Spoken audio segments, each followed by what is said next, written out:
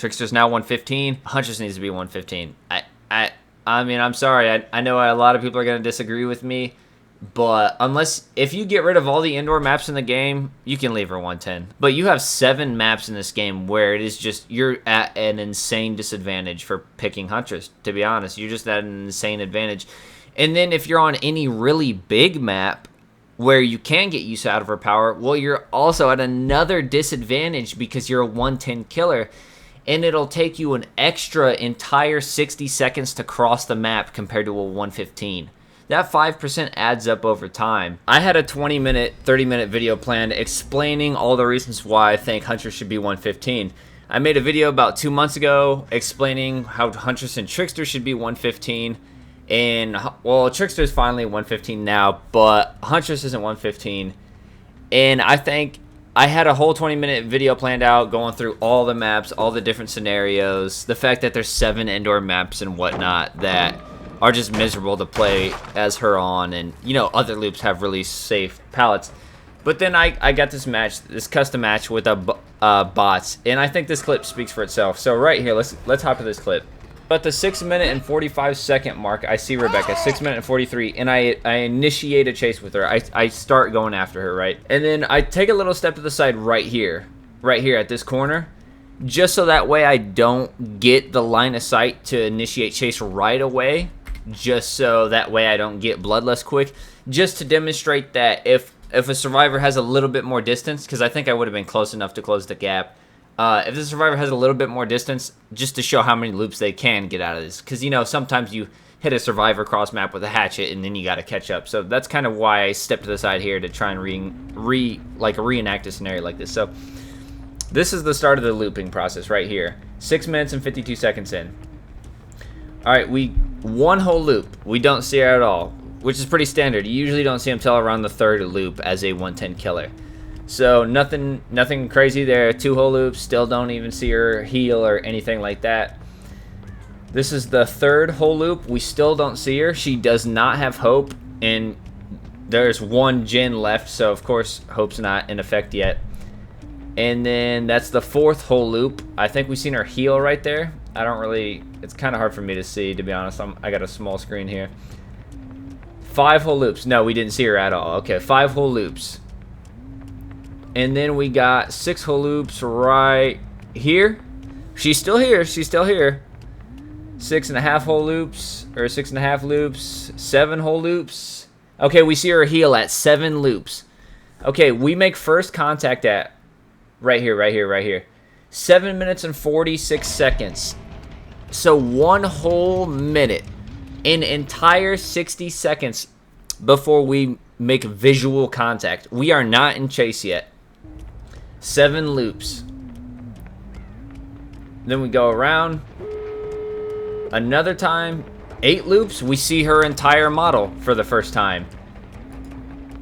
And then we keep going. So that's 8 whole loops so far. Still not in chase, obviously. You have to be within 12 meters to initiate chase. 9 whole loops. Still not in chase. We're 9 loops in. 10 loops in, we are finally in chase. From the moment I first seen her at 6:45, it is now 8:11. Okay, what time is that? 6:45, 7:45. That's about a minute and 20, a minute 30 seconds. And what are we at? 9 whole loops, 10 whole loops. Let's just say we're at 9 loops. Okay, we're in chase now. 10 loops. Generator pop. She does not have hope.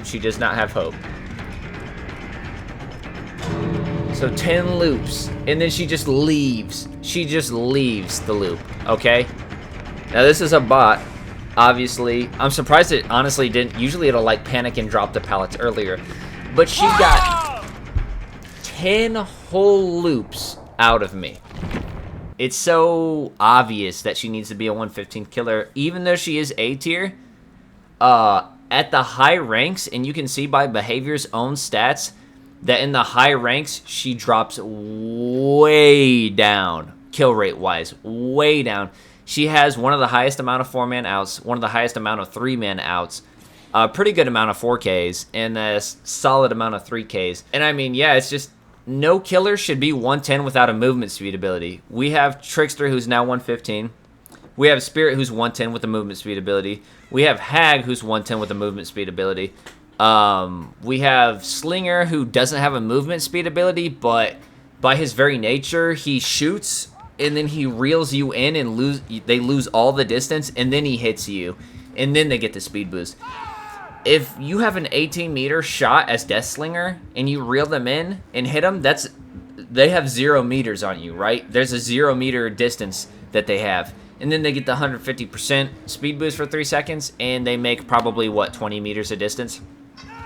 If you land a 18-meter hatchet as Huntress, they have 18 meters, and then they have another 20 meters on top of that. So in one shot, they're now 40 meters away from you. And if you run W key straight line, the survivor goes completely straight, you go completely straight.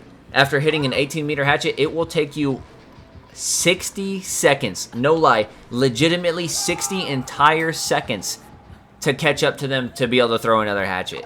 Unless you go for a, really long range hatchet after running for like 20 to 30 seconds. But the problem therein lies is you gotta start thinking now, okay, they have a tree here, they have a tree here, they have a crate here, they got a box here, they got a high wall loop here, they got this here. They have so many options, so I can't really throw a hatchet. I have to gain more ground. Anytime I pull out my hatchet, I slow way down and they gain more ground, and I gotta think how much are they gaining? They're getting a 40% movement speed boost technically because I'm going from 110 to 70. Is that going to get them to a doorway? Is that going to get them to a window? Is that going to get them behind a tree by the time I'm able to throw it? If I throw it right away, it's only going to be 20 meters per second. They're like 40 away, so they have 2 whole seconds to dodge it. So I have to fully charge it to give them as little time as possible. And then it's a guessing game. Do they go left or right? You just kind of got to guess at that range.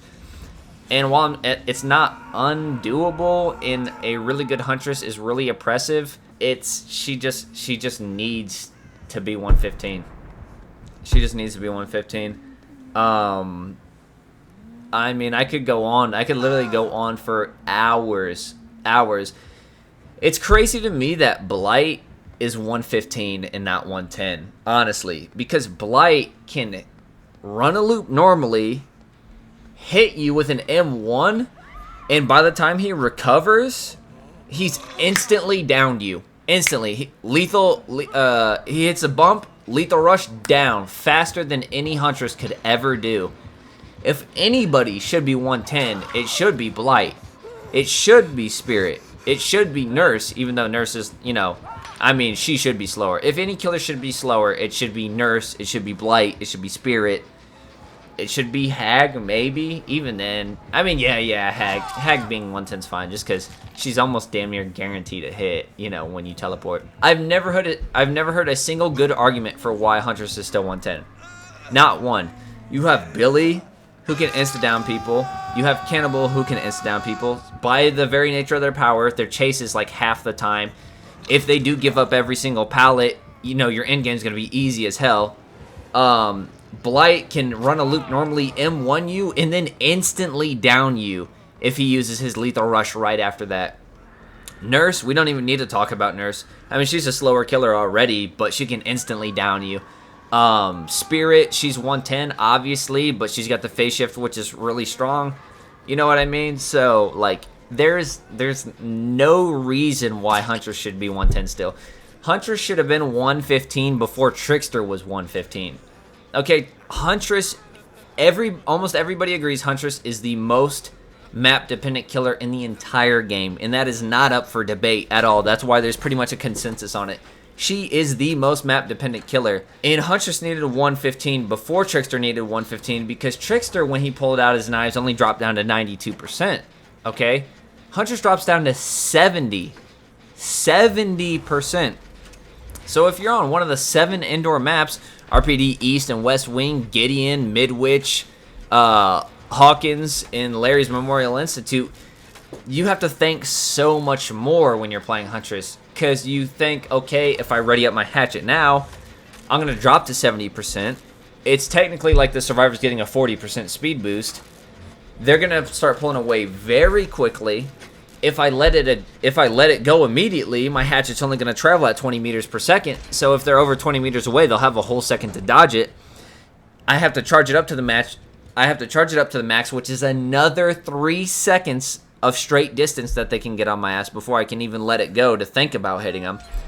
Do they have a doorway here? Do they have a doorway here? Do they have a window here? Do they have a pallet here? Do they have a high wall loop here? Do they got rocks here? Is there a tree here? Trickster, you could run a loop, 110, pull out your knife, knife, put your weapon away, catch back up, knife, put your weapon away, catch back up, knife, injure them, they leave the loop, they go out into a dead zone, knife, down. Huntress is not like that. You have to run the loop. If it's and I'm talking about a high wall loop, I should have specified. That would probably make things better. Like Shaq, or like just a high wall loop in general. You have to run the loop halfway, ready up a hatchet, and maybe catch them as they're vaulting through the window. But if you time it, like, your window of opportunity is like fucking this. If you miss it because you readied it up a little too late or a little too early because you slow down so much and you miss it and they crouch it, well, now they get another entire 4 loops out of that loop. So your best bet in safe loops, most of the time you don't even want to run Shack at all, to be honest. But most of the time you want to just bloodlust it out and eat the pallet if it's a really bad loop where you can't land a hatchet at. And to be honest, a lot of the loops in this game are bad loops for Huntress. People say she's the most map dependent killer, and yes, that is true, especially for the 7 indoor maps. Any of the Bad Hand maps, like half the McMillan Estate maps where the trees are super low, Garden of Joy, the Shattered Square. You know, the best maps for her by far are the Grim Swamp in the Coldwind Farm maps for sure. Even the Red Forest isn't great because all the damn trees, you know. And there's just so many high wall loops. There's so many chest height loops that they can just duck at that you can't land a hatchet at. You know, it's just, it's honestly kind of crazy. Just the fact, I think she should be 115 also because you can't use any M1 perks at all. But you can't use any gen kicking perk at all either. It's just a waste of time to kick gens as Huntress. If you want to use any gen regression, it's going to be pain res. That's pretty much it. And the fact is, the developers knew for a fact that she's not a gen kicker, so they released her with Hex Huntress's Lullaby, which is supposed to be gen slowdown for slower killers, but it's so bad at its job that it just doesn't fucking work. I mean, if you reworked Huntress's Lullaby to actually be good, then potentially you could leave her 110 no problem, but it's terrible at this point. It's only good on Doctor, to be honest. Can't use Sloppy Butcher, you can't use Noed, you can't use Jolt, you can't use Infectious Fright, you can't use Knockout, you can't use Save the Best for Last, you can't use Play with Your Food, you can't use any gen kicking perks at all, you can't use any exposure perks at all. I don't know if I said that. You can't use Franklin's Demise, not like I'd ever use that perk anyways, to be honest. You can't use Coup de Grace as well. You can still use it, and I think it can be really good on Huntress sometimes. But that's like, what, 30 perks, 40 perks in the entire game just off the table for you as a 110 killer. So, yeah. Man, I was going to make this a short video, but I just can't. I can't stop talking about it. I can't stop talking about it. I mean, it's not like she's a bad killer. She's A tier, you know what I mean, for sure. I may be high B, to be honest, high B, low A, because there's just so many killers that are better than her now. I mean, yeah, and if I don't even think it would make her S tier, it would probably making her 115 would probably put her at the top at A tier. And even if it did bump her into S tier, who cares? You know what I mean? Who cares? Would you rather face a Alk Ring Adrenvile Blight? I was gonna say Starstruck Nurse, but that's not a thing anymore. Just a nurse in general, or a Wesker for the 50th time in a row, or not even an A tier, not even an S tier killer, but would you rather play against Legion, who's Deep Min Simulator? I mean, that shit gets old. Or would you rather play against a Sadako, who's, you know, a condemned build Sadako, you know? Or would you rather play against Pinhead, who's getting a chain hunt every fucking 20 seconds. You know what I mean? Or would you rather be playing against a Skull Merchant? I don't think there's anything wrong with Huntress playing against. She's the most fun killer, in my opinion, to play against. She has the most counterplay. Would making her 115 remove counterplay? A little bit, yeah. But if she's running it as an M1, she's not going to be doing great. She gets way more value out of her hatchets. But I mean, in quicker down, you recover faster from your hatchets than M1s. You know, you can do damage faster to multiple targets faster. You don't have the 3-second blood wipe when you're throwing hatchets. It'll probably never happen, in all honesty. I don't think they'll ever make her 115. But I mean, dude, all they would have to do to test out if a 115 Huntress would be way too overpowered is, first of all, make Soldier's Putty should be base kit. She moves at 4.6 when she's out of hatchets. That should absolutely be base kit. Absolutely. That's not even close to being worthy of an ultra rare. The Soldier's Putty should be the Huntress moves at 4.6 when she has, but she's limited to 3 hatchets. Okay, and then you can make it to where it still works with a purple belt, like the iridescent head used to. And then, so you don't even have to do a PTB. You just update the add-on, and you keep track of it. And then because they can keep track of how well add-ons perform. That's why they do add-on passes.